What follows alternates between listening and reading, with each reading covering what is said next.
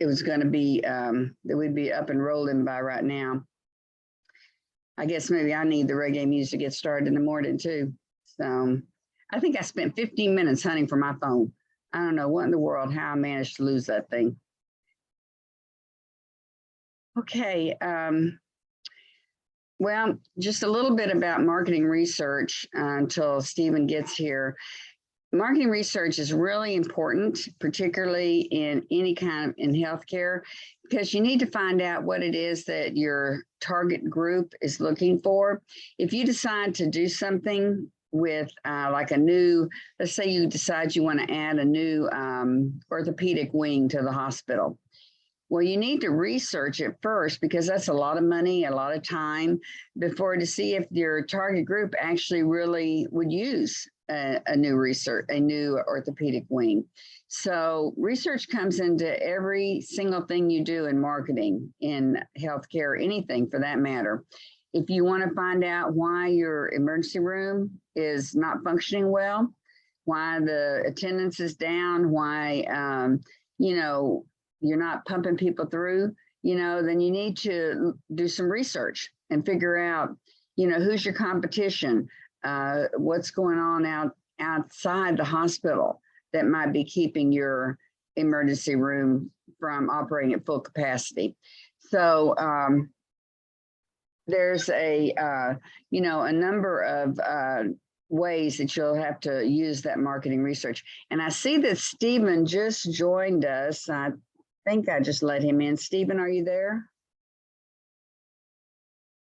Or not? Maybe he's still, there we go. No, my mute button is on.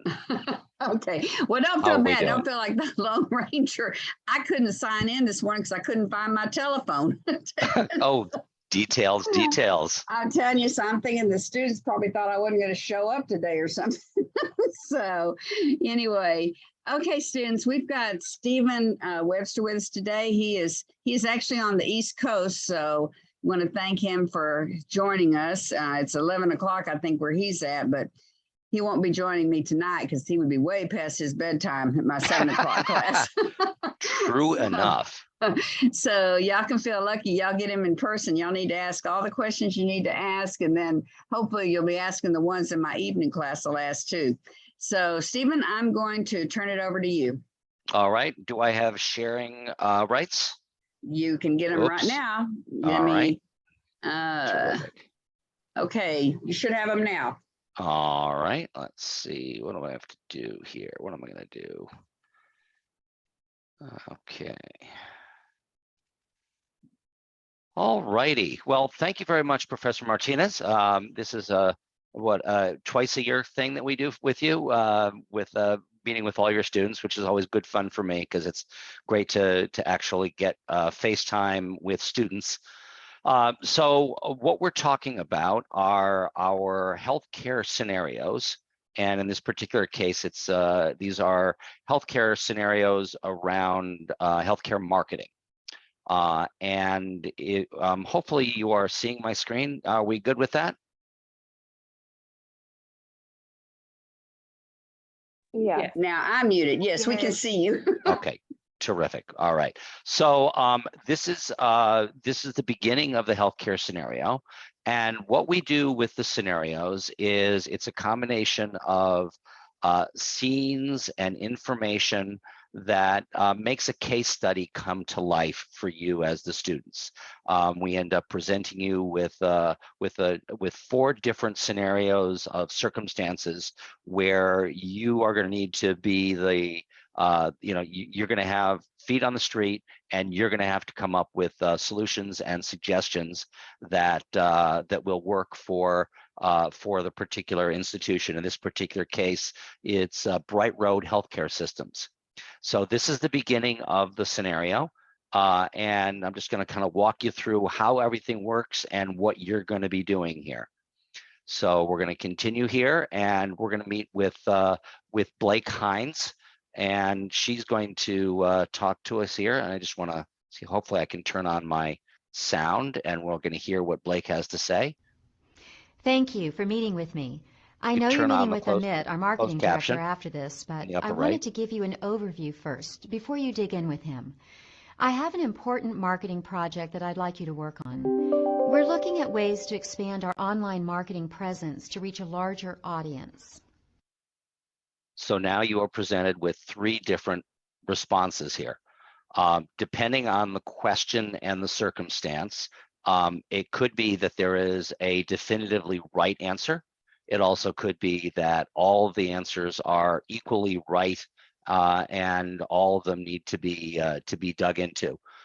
So what you're going to do is you're going to pick a choice, and we're going to pick that first one, and she's going to respond. Well, we currently have a website and a social media page, but we don't feel these are being utilized in the best. So I'm going to interrupt Blake's discussion.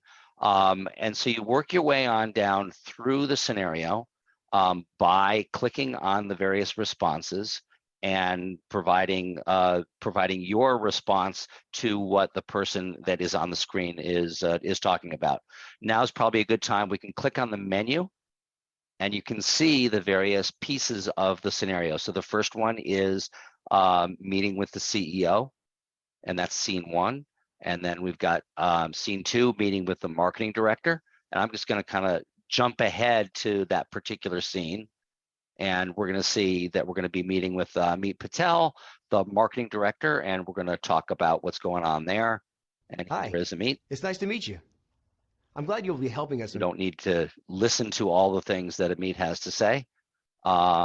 So as you work your way on through, scene 3 is actually getting an email from Amit, and you're going to get a fictitious email. It's not truly an email, but here it is, and you're going to be gathering information here, and there are some dummy sites. There's a dummy website and some dummy social media information.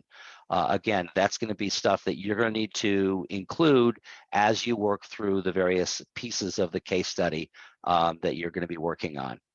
Ultimately, there will be a quiz, and I always do very poorly when I do these quizzes. And it's simply a matter of starting the quiz, putting your name down, and answering each of the quizzes, each of the quiz answers. And in order to get this done, I have to actually do these questions. You'd think I would get them right after all these years of doing this, but I never do. You can take this quiz as many times as you want, and Professor Martinez may have some opinion on how she wants you to handle this. But as you work your way on through and you answer the questions, and there are 10 of them, I got that one right. I'm very excited. And I got a whopping 40%. What you can then do is save the results, and that when you click on Save Results, that will create a PDF with your responses. And then depending on what Professor Martinez wants you to do, you may be submitting that over to her. Professor Martinez, you want to ring in there? I can't remember what you want them to do. Yeah, once that saves a PDF, there's a spot in the Dropbox for you to upload it. It says navigate 1-1 or whichever one you're on, answers to questions or something, or questions, maybe just says questions. There's 2 different places in the Dropbox for each of the scenarios. One is for your answers to the whatever task they assign you to do. And then the other is just to upload the PDF of these questions. So clicking on Save Results moves that on forward. And the next piece is going to be your recommendation. Now, we create a faux environment for this recommendation. And Professor Martinez, however, would rather you not use this particular interface, but to take the exercise that you're going to see right here and do that in a Word document or a Google Doc document or something along the lines where you can actually write and edit and carefully work your recommendations. So I don't know about you, but if I'm writing 500 words to somebody as important as Amit Patel, I'm not going to do that in one shot. I'm going to write it. I'm going to let my brain wander a little bit. I'm going to rework it and edit it and tune it up before it's done. And that's the document that Professor Martinez wants you to upload into the Dropbox. And I think there's a separate place for that specific recommendation. Correct. And so when you click continue, you're going to see this faux email. Do not do the work here. Do the work in a Word doc or some other word processor. And that's the document that you're going to send to Professor Martinez in your LMS. And then you're going to click this faux send. And again, that does not actually send an email. It's just a pretend interface. And ultimately, here is view, save your results. And that's going to include my faux answers and my quiz questions. And that's going to be sitting right there. It's a pretty cool interface. It brings things to life. It and takes them off the page and makes the situation far more real than just kind of reading stuff in a book. And that's the whole idea between these around these scenarios. Professor Martinez, anything that I've missed that I usually cover?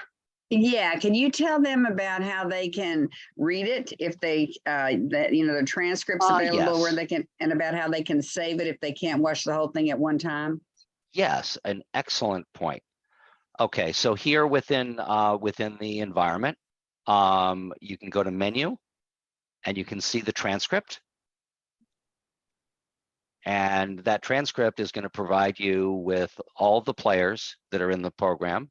And you're going to be able to see the text of the questions, and you can read that information and gather that stuff if you want. You can do it side by side if you'd like, and you could print that PDF. When you close this, you can save your results, and it will bring you back to where you left off if you were partway through things.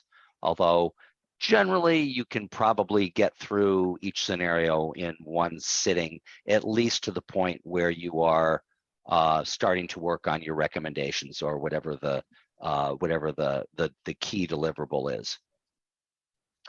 Closed caption is up here in the upper right, and you can toggle that on and off. And you can move go to a previous scene or the next scene, depending on where you are in the scenario. Questions? Things that They might have a question about, most of them have just now gotten hold of the numbers to sign in, is there any kind of, if they're having issues, I know used to I'd have them call that other group, not y'all, but y'all do all your own tech stuff now, right? That's correct. Yep. So if you have any questions for, we can go here is a phone number and an email address for tech support. And I'll copy that and I will pop that into the chat so that you can all grab that. And is that like 8 to 5 or Monday through Friday? 8:30 to 8 Eastern time. Okay, so that would be 5:30 to 5 our time. 5:30 to 5. Yep. Okay. Okay, y'all make a note of this.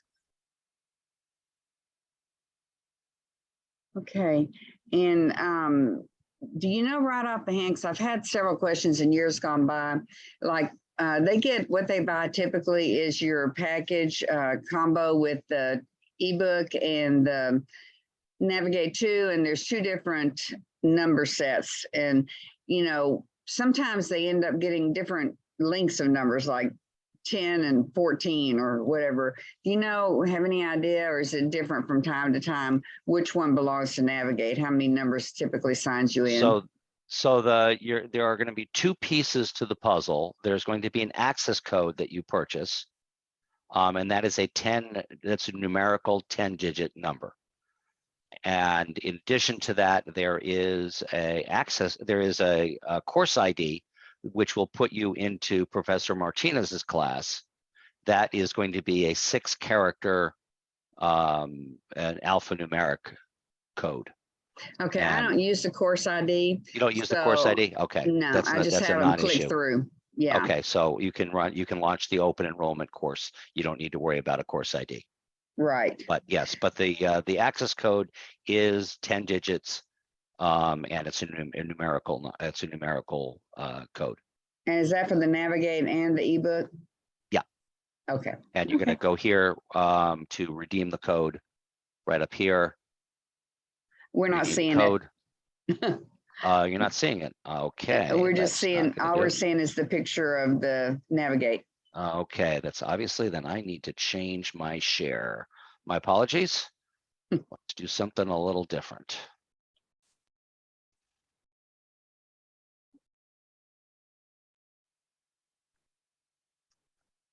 So you'll go here to the JBL My Account page, and you can redeem an access code either right here or in the upper right where it says redeem code.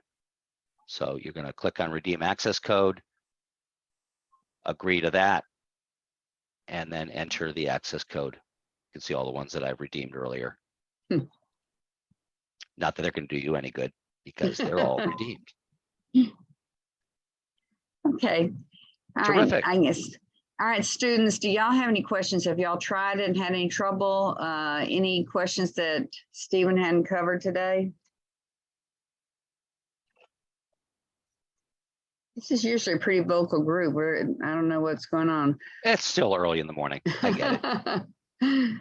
Anybody? We've only got him for a minute or two more.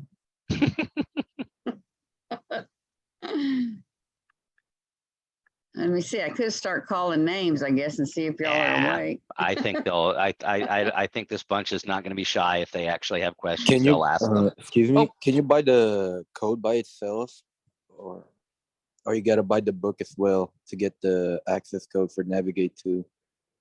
So you can buy either the book, and we have a couple of different packages. Let me go over here and show you what those are. And Professor Martinez may have, and I'm not sure what book is it that we're talking about? It's that one, the green one. Essentials of The Healthcare most Marketing. recent edition. Yeah, the most recent edition. I Okay. don't remember if that's the most recent one. The So- problem arises is that we get a pretty good deal on the ebook, and the access code is like $69. And when you buy just the book, I think it's $49. So if I'm correct about that. So for $20 more, you get the book. Am I right about that? That is correct. Okay. So if you want to buy the book, want a book, as in you want something to curl up with on the couch, you can certainly buy that. And when you do that, you get access to the digital book as well. That's more costly. That's $114.95. That gets you the book and the scenarios. And you can also buy just the book and the scenarios digitally at $69.95, and that's the best price that we've got offered. And then the best price are going to be available here on the JBL website. You can buy things through the bookstore. I can't speak to whatever markup they may be doing or not doing. That's kind of their business. We're not allowed to get in the middle of that. It's the same price. Oh, good. Yeah, Good it's good for them. maybe even a little bit less. But it's basically right in that same range. Oh, good. Let's just say there are some bookstores that mark things up significantly more than we do. Right. And we right. have no control over that. So, and the bookstore does have them. I called yesterday and there was some issue some students were having because there was nothing on the shelf, but it was just a shelf. It was a logistical issue, not a lack of book issue. So I will anyway. post here into chat the ISBNs. Whoops, if I can type out, I will at least. There's the ebook in the scenario and the paperback.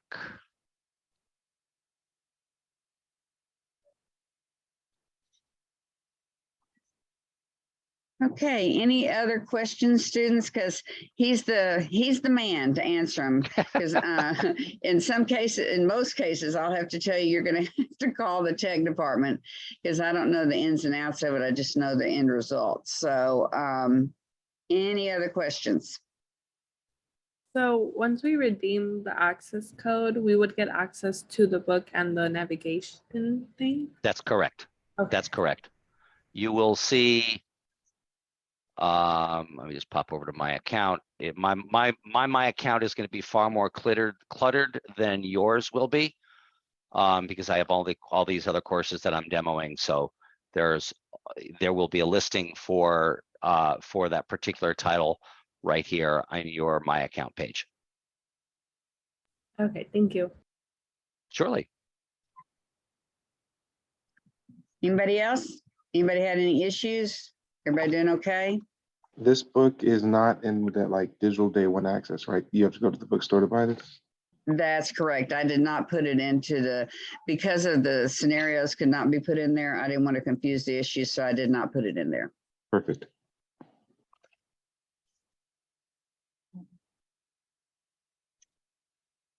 Okay.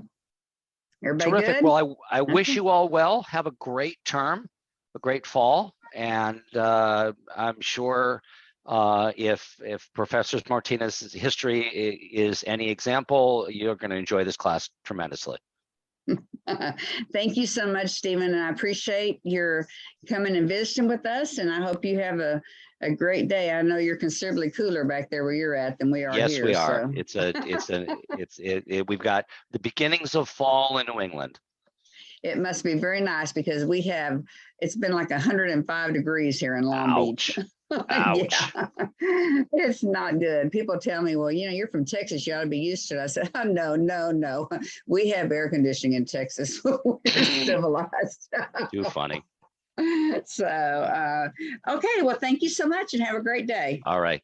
Be well. Take care. All right. Bye, everybody.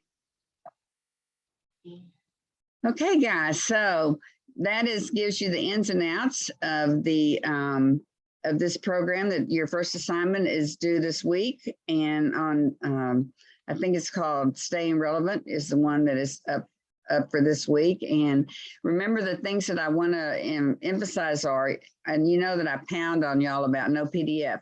In this case, for the questions, the PDF is fine, and you can take those questions as many times as you want to.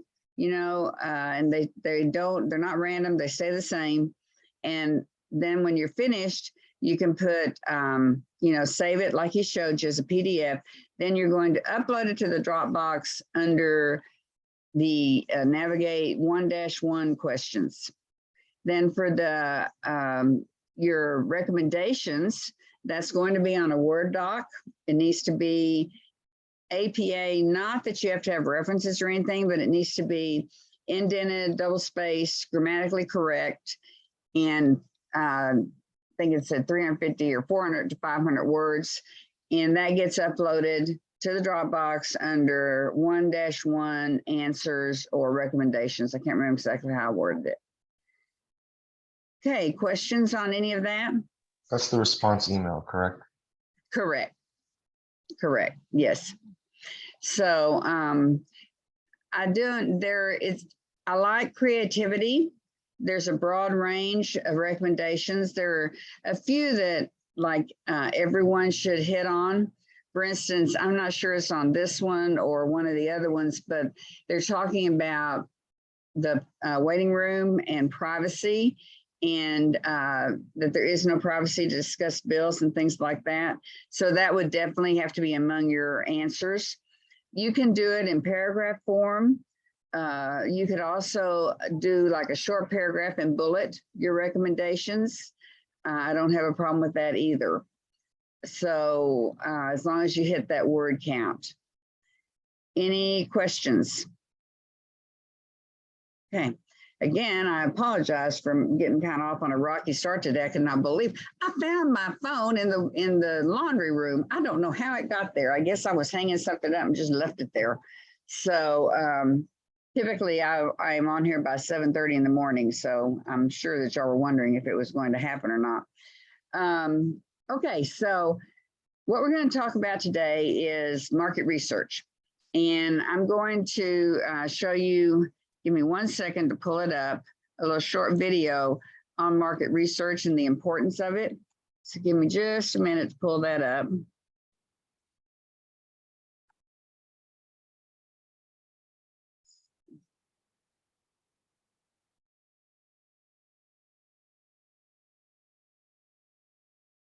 Okay.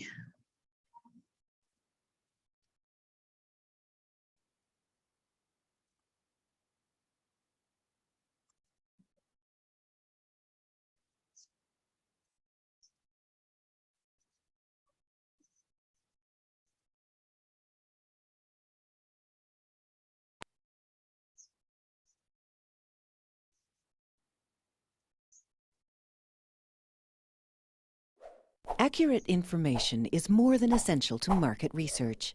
It's critical. Your success is dependent on being able to gather and identify reliable and verifiable data. If market research seems overwhelming to you, knowing the fundamentals will go a long way towards ensuring your research is efficient and effective. There are two types of market research: primary and secondary. Primary research is conducted firsthand by you and may include surveys or results from focus groups. Secondary research is the compilation of existing data collected and analyzed by others. Examples include library sources, such as journals and commercial databases, government data, and media sources. Secondary market research can save time and money, as you will have to invest your primary research resources when information is not already available. Exploring a variety of perspectives will also help you focus your ideas. Market research involves using all types of sources: journals, trade publications, government data. Even informally published work such as trade or association newsletters may contain valuable information. However, critical evaluation of the data and its source is necessary to make sure the information is authoritative, unbiased, relevant, and current. Because secondary research has not been expressly produced for your purposes, you will need to continually adapt to what is available and analyze how it applies to your situation.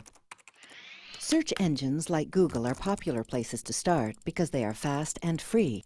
However, searching through the countless results for reliable sources can be time-consuming, and you will likely encounter descriptions of syndicated market or prepackaged research reports that cost thousands of dollars to purchase. Large-scale surveys by statistical agencies may require more time to find and read, but can provide accurate data, thereby decreasing your risk of error. Public sources. These are usually free and offer a lot of good information. Examples include government departments, libraries, and business incubators. Likewise, business development centers, business associations, and chambers of commerce are great examples of public sources. Commercial sources. These are valuable, but usually involve prohibitive cost factors such as subscription and association fees. Commercial sources include trade associations, publicly traded corporations, and private research firms. Libraries provide access to many commercial sources through subscription databases.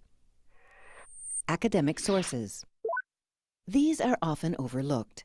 In fact, more research is conducted in colleges, universities, and technical institutes than any sector of the business community. Libraries provide access to many academic journals through subscription databases. You can also identify open access and institutional repositories to locate similar research outputs and to find faculty experts in your industry. Libraries specialize in collecting secondary sources and making them available to their patrons either digitally or in print. Expensive commercial information is licensed by public and academic libraries, allowing you to easily access credible information from company, industry, investment, and marketing sectors, as well as scholarly journals, professional and trade publications, and newspapers. There are many, many potential resources out there, and if a librarian is available, they may be able to help you define your research questions and navigate the best sources for your needs. Some of this information may be accessible through the library's website, but some may only be available if you go in person. Check with your local library to find out more, and what they provide access to, and how they can help you. Your campus-wide login at UBC will allow you to access many resources online. Community-based researchers who are not affiliated with the university may access some resources by acquiring guest access at one of the university's library branches. Other colleges and universities with business programs will also have useful information in their collections and may allow the general public access, although probably not remotely.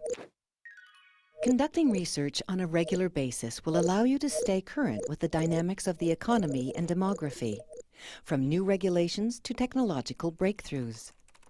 With so much content available to you, serious planning, business knowledge, information fluency, and critical thinking skills are required to make wise decisions.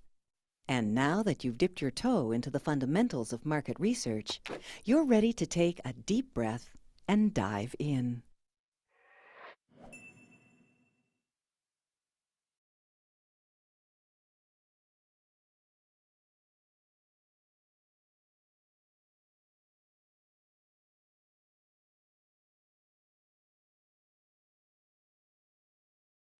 Okay, that was just giving you a little preview into the types of research. You had some of the same information given to you, I think it was last week when the librarian came in.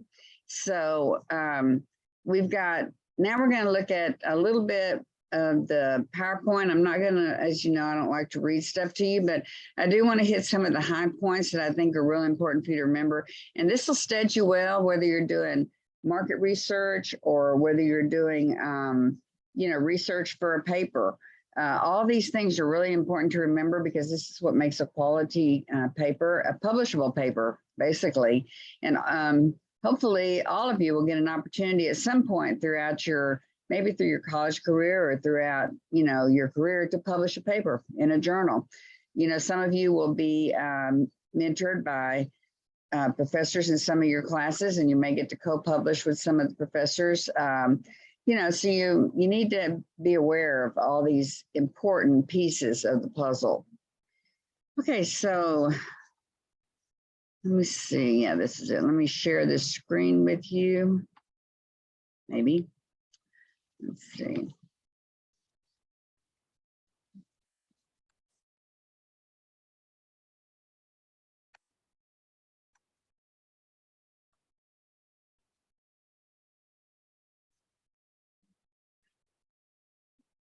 Okay, so the marketing research process, again, is the same for whether you're doing it for healthcare or whether you're doing it for, some other business, or if you're just writing a paper. The research process is basically the same. And the first thing you have to have anytime you're having any kind of research, you have to be researching a problem. So you need to figure out what that problem actually is. So you're going to need a definition of the problem, which is in this case, it would involve both management and clinical personnel, which is essential to figure out, exactly what the problem is. If only one side sees it as a problem and the other side doesn't see it as a problem, then you have an issue. So you need to recognize, and problems can be any number of things when you're doing research. As I mentioned earlier, when I was filling time till Stephen got here, the problem might be that you have an emergency room that is operating at 20% capacity. So the administrative side is certainly going to see that as an issue. Maybe the clinical side might think, well, I got it on easy street, you know, but it is an issue if you've got staff and you've got, you know, equipment and you've got everything going and you have no patients. So there's a problem. So now what you have to do is you have to figure out, you know, what is causing this problem. And I do want to make just an aside note right now is to tell you that, you know, a lot of times people think that that you've got, you know, you don't have items, you know, you don't have, if you're a service organization, you know, you don't have inventory. But when you're a service organization, your inventory is oftentimes your staff. You know, how many staff do you need in place on any given night? And I can tell you that this is where a lot of times the administration, which is going to be y'all, are going to butt heads with the clinical side, because you're going to come down there on a Wednesday night and check it out, and you're going to see doctors playing solitaire on their computers, and you're going to think, man, I have way too much inventory down here in this emergency room. So maybe you'll whack them from 3 doctors to 2 for Wednesday nights at 8 o'clock at night or whatever it happens to be. However, if you're not thinking outside the box, you might think, well, I never need this many people down here. So let me just change the whole staffing to we'll have 2 doctors every night of the week. And then you show up there on Saturday night when there's been stabbings and car wrecks and everything else under the sun that happens when people go out and party. And you have way not enough staff. You have people hanging off the chandeliers, you know, out the door, because there's no place for them to sit. There's no doctors to see them. There's not enough nurses. So the problem is often 2-fold or 3-fold. You know, it's not just any given time. It's always going to be the same. So you will butt heads. I can tell you right now, if any of you have ever watched either Diagnosis Murder or Dr. House, they always have an administrator that's constantly at the throats of the clinical staff, you know, and they never agree on very much of anything at all. And that's going to kind of be the position that a lot of you are going to be in, you know, because the higher you rise, the more power and the more responsibilities that you have, because hospitals cannot run on charity. They cannot run on, you know, goodwill, you know, all of that has to be there. But they have to make money. Whether you're in profit or nonprofit, you must make money or you will not survive. So you have to look for ways to cut costs. And of course, the last thing you want to do is start laying people off, because you never know from one time to the next when you may need that staffing. So you have to figure out ingenious and creative ways. And you have to really understand what the problem is. So once you figure out what the problem is, then you're going to look at some research objectives. And the research objectives basically are what it says. What am I trying to figure out in this research process? What do I want? What do I want to know? What do I want to find out? And there's 4 types of research objectives. There's exploratory, where you're wanting to determine the cause of the problem. There is descriptive, where you're looking to at the new issues, you're looking to see maybe there's an emergency room or a care plus or something that's 24 hours a day, 2 blocks away that just opened up. And it's put a real slash into the business that you're getting in your emergency room. So, you know, you're describing what the situation is. What do you feel like is happening causing this problem? Then you can test your hypothesis. You know, you can set up some sort of a testing mechanism to figure out if you're right. You know, you can hypothesize that if we have longer hours, with more staffing, you know, maybe we need more staffing between 5 and 10, because a lot of people that can't get to the regular doctor during the day, they will come to the emergency room. And if you're way overcrowded and you're having to put them last, because, you know, in emergency rooms, it's not how long you've been waiting, it's how devastating whatever is wrong with you is. So if you have someone that comes to the emergency room with a cold, and you've got someone that comes in from a wreck and they're hanging on to life by a thread, then they're going to get put in front of you regardless of how long you've been there. So, you know, maybe you could test hypothesis on, let's see, maybe we could have a separate room that's not actually through the emergency room, but maybe we'll have like a Care Plus that's attached to the emergency room of the hospital where the less intense cases go. And then you could test that hypothesis out you could try it for, you know, a month. And you can see, is it making a difference on the people who come? Is it making a difference on how fast people are in and out? So you're testing it. And then you can, from all this information, you can predict. You can predict what you need, what you don't need. You know, if sometimes things it's almost impossible to fix. Either because of environmental concerns that you have no control over, because you don't have the capacity, you don't have enough doctors, you don't have enough nurses, you don't have enough room, whatever it happens to be. But you can predict what's going to happen. You can predict the forecast, you know, whether there's going to be a demand for the service. If you're thinking about opening up like a new orthopedic clinic, you know, I've read about one case where the doctor, one of the doctors that was pretty well known nationwide, wanted an orthopedic clinic. And so they got donations, they did everything they could, they pulled together, they had this really state-of-the-art orthopedic clinic. And people would think if you have one, then people will come. But you know what? That wasn't the case. What happened was there was already an orthopedic clinic that was well established within, you know, a mile or two, and people continued to go there because it was the proven thing. So a lot of money was wasted and they did not go through the marketing research process. This particular doctor wanted this high-end clinic, and so they built it for him without doing the right research. And it ended up, they had to shut it down because they just didn't have enough patients, they didn't have enough interest, and it was just a lot of money that went down the tubes. So you need to be sure, you know, that you do your due diligence before you make any huge steps like that. And it can be anything so simple as offering to stay open instead of being open till 5 o'clock. Let's say you're a family practice and you're typically open from 8 to 5, and you find out that a lot of parents can't get there because they work. So maybe you change your hours to 10 to 7. And you can do some research, talk to your target group, you know, ask questions, give out surveys, all those kinds of things to find out if they would use it, poll the community, you know, would that 2 hours make a difference? So, but you need to do your research before you jump to any kind of decision like that. Now, your research design is, you just saw in the video about primary data. Primary data is data you collect yourself.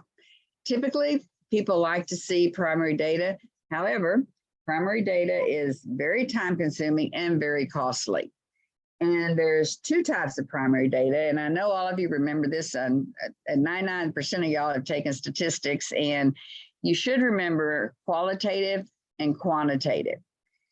Now, do I have any brave soul that would like to tell me what quantitative is? I can't see you because I've got the screen sharing going on, but you can holler out. Quantitative. Nobody?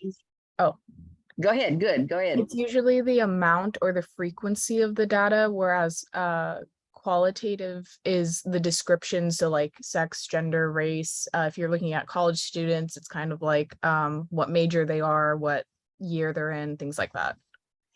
You're really close. You're right about that quantitative. However, I would add on to what you said. It's just the data that's numerical versus what you can't numerically identify. You got it. Y'all got it. Absolutely. What happens is with quantitative, we can take those numbers and we can stick them into SPSS. Everybody familiar with SPSS, I hope? So, a statistical package for social sciences. It is so easy to use, and it's you can do the same stuff in Excel, but it's not near as user friendly as SPSS. And I think you can get SPSS free at Software Depot. I would highly recommend that you learn how to use it for any kind of research you might be doing. But you're absolutely right, it's numerical. Anything that you can put a number to, whether it's a 1 or a 2 for gender, or whether it's how frequently you do something. I don't know who was speaking because I can't see faces, but y'all were right on.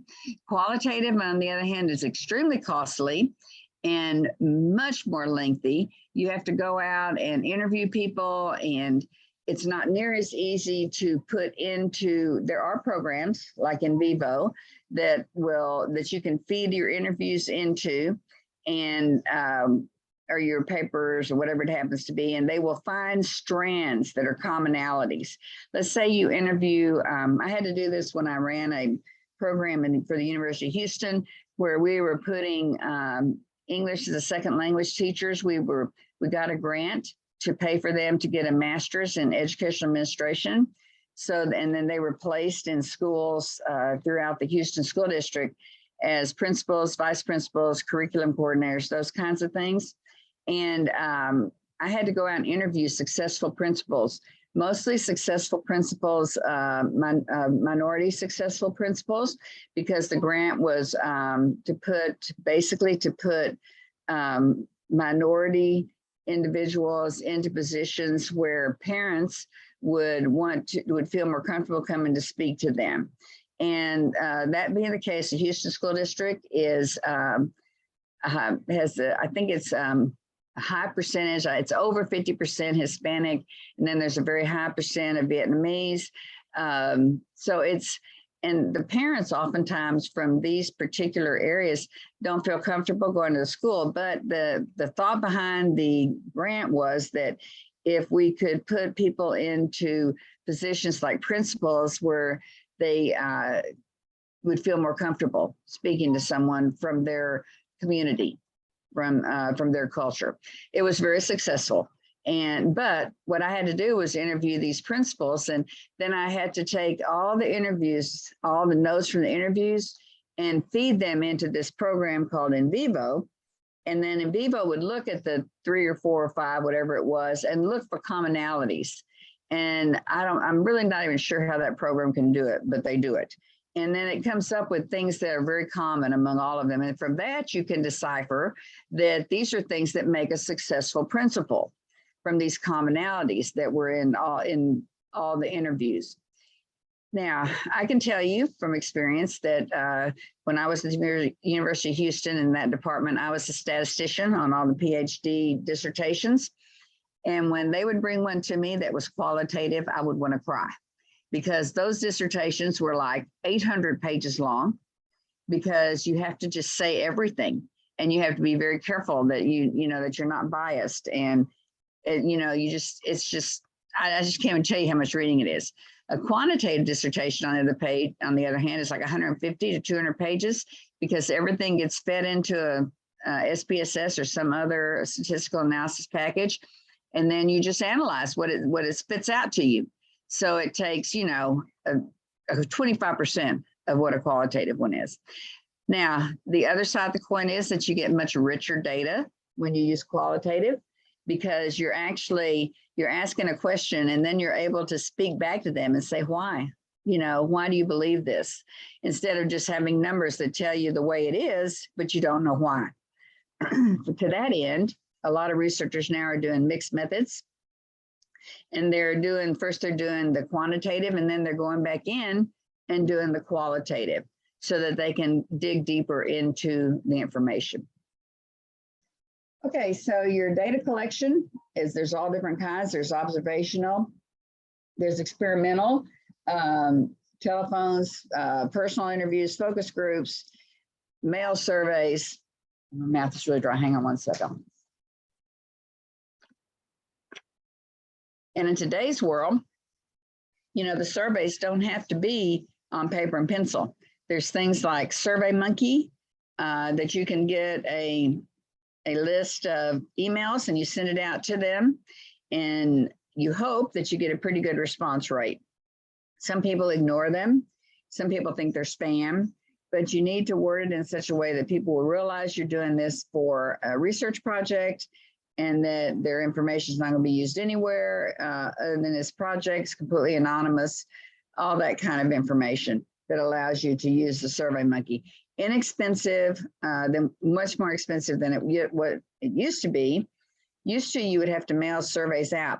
And there was a research project done one time to figure out what would make people answer those surveys that come out in the mail more than what they did, because typically people just throw them away.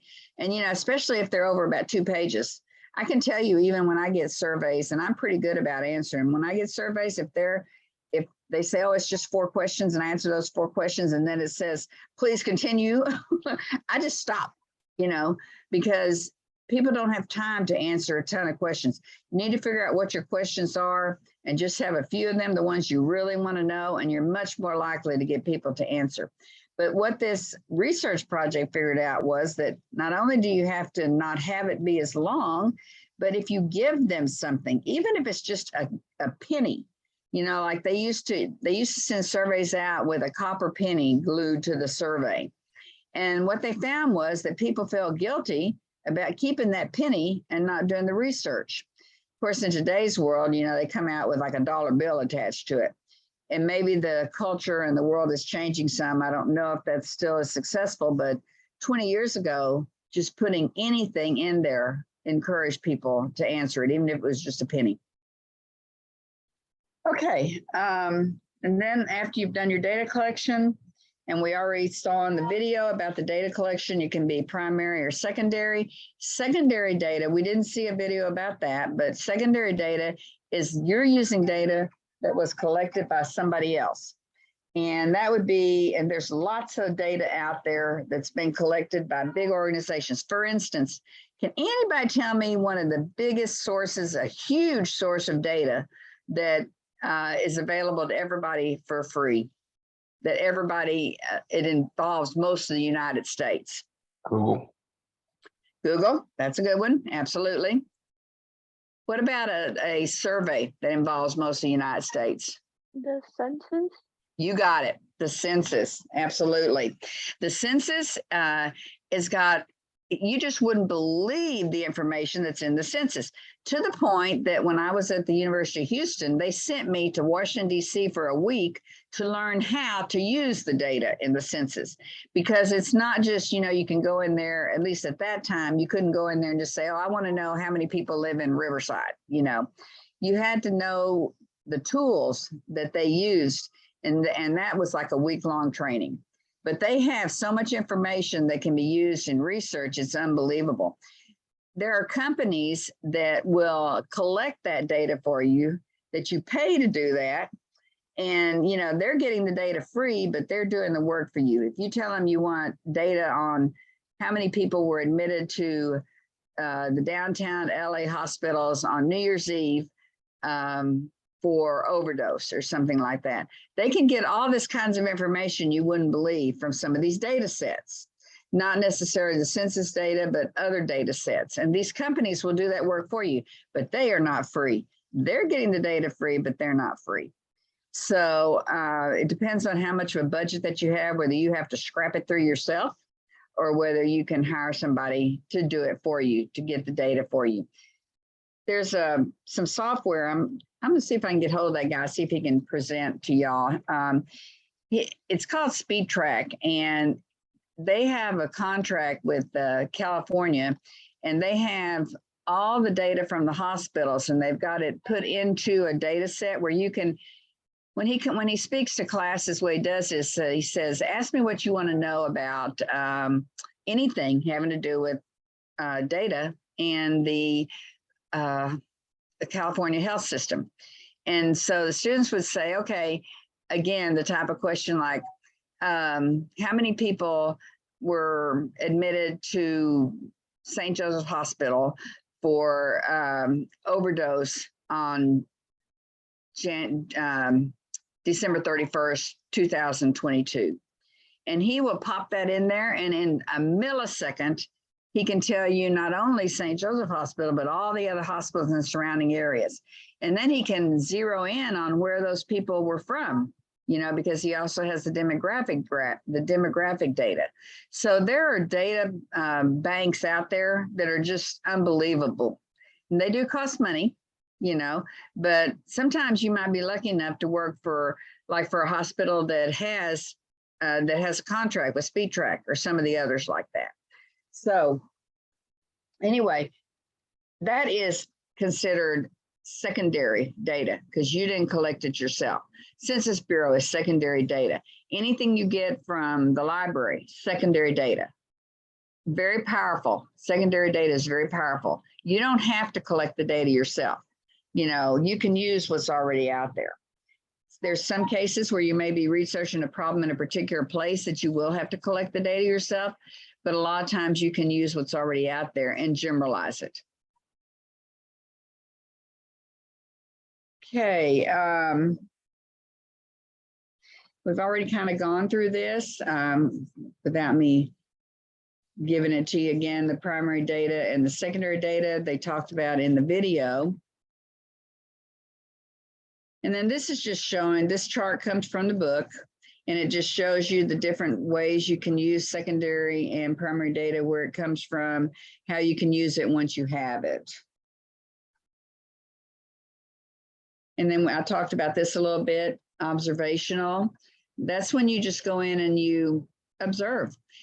I don't know if they still do it, but the Nielsen ratings used to put this, I'm sure they don't do it this way. I'm sure it's done through the cloud, but they used to put these boxes on top of your TV sets, and they would be able to tell, you know, what you were watching and what commercials you were watching. If you flip the channels on the commercials, when was the best time to put commercials on TV, different types of commercials. All that was done through these boxes that they put on top of your television sets, but that's probably been 30 years ago, 40 years ago. So, and then there's the mystery shoppers. We all know what those are. Some of you are probably even mystery shoppers for Amazon. You know, and then there's also cameras that you can observe and then look at later at the footage from the cameras. These are all observationals. And, you know, you don't actually take part in that. That's very passive. You just view it after it happens. And then focus groups, y'all are all familiar with asynchronous and synchronous focus groups, or not focus groups necessarily, but just asynchronous and synchronous. One of them is everybody's there at the same time, and the other one is, you know, that you do it on your own time. And focus groups can be done the same way, where they get together 8 or 10 people to figure out anything about a product, about a service, to get their views of it. And that is, and then you write up the results of that. Of course, there's always personal interviews, and then people are really mining social media these days. They will go in there and look at the blogs and at the, you know, Facebook and at Twitter and Snapchat and all these different forms of social media, and they can send questions out there and ask for opinions.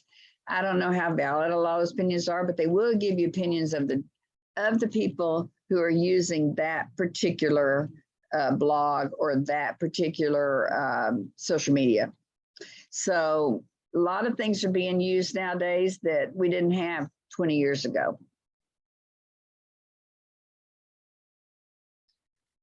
Okay, I'm going to stop here and see if y'all have any questions. These are more defining samples and deciding how many need to be in the group, questionnaire design, those kind of things. That's all in the PowerPoint described in the book. It's not too difficult, but if you have any questions, I'm always happy to answer your questions. It's about 5 after 9. I was planning on giving y'all a few minutes to work with your groups, but it would only be about 10 minutes. So I'm going to open up the breakout rooms for y'all to self-select. And then you can, if you need to touch base with anybody with your groups about anything, if not, then you're free to go. We do not have class on Thursday. You do have the Navigate to First Scenario due this, I think, can't remember if I made it do Thursday or Sunday, just check the syllabus. But you have that time in that hour and a half you'd normally be in class, you can work on that Thursday morning. You can also use that time to work with your groups because everybody is available or should be available during that time. So that's another possibility. Do we have any questions over what we covered today, over Navigate 2, over anything that's going on? No? Okay, I'm going to open the breakout rooms. If y'all do not feel you need to meet, then you don't have to. You can have a good day. And those of you that would like to meet, you'll have the availability to do that. So I am going to, I think there's 5 groups. Let's see. And all right, and I'll be here if y'all have any questions. All right, have a great day.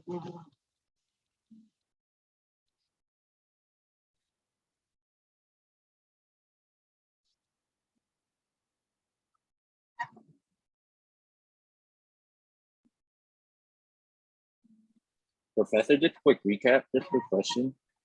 So after I do everything on Navigate 2, we just like download it as PDF and turn it in on Dropbox, and that's it. Okay, the questions are downloaded as a PDF, but then the recommendations, that goes onto a Word doc. And once you do the Word doc, which is 350, I think, to 500 words with your recommendation, then that gets saved and uploaded also to the Dropbox in a Word doc. Okay, so I upload the proposal answered in a Word doc and the questions as a PDF. Yeah, the questions can be a PDF uploaded to the Dropbox, yes. Okay, thank you. You're welcome. Professor? Uh-huh.